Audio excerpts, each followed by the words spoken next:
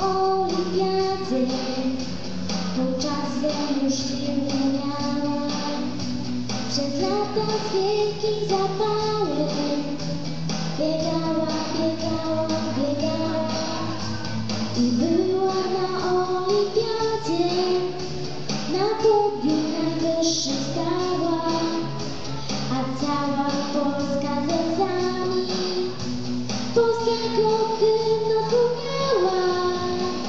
Zwycięzców nagradza się medalami, medalu nie kupisz w sklepie. Żeby go zdobyć, to musisz po prostu ćwiczyć ze wszystkich najlepiej.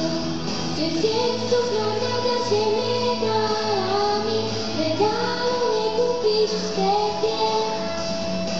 Żeby go zdobyć, to musisz po prostu ćwiczyć ze wszystkich najlepiej.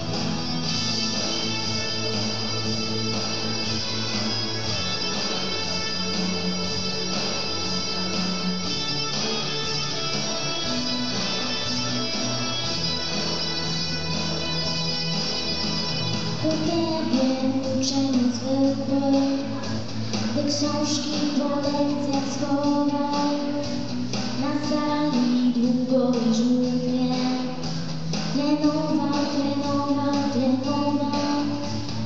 Spędzał tak wiele miesięcy, żadnego dnia nie zmarnował.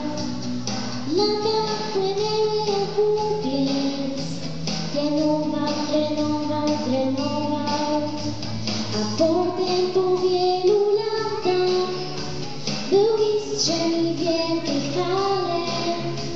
Najlepszym został na świecie i zdobył złote medale. Zwycięzców nagradza się medalami, medalu nie kupisz w sklepie. Żeby go zdobyć, to musisz po prostu ćwiczyć ze wszystkich najlepiej. Zwycięzców nagradza się medalami, medalu nie kupisz w sklepie.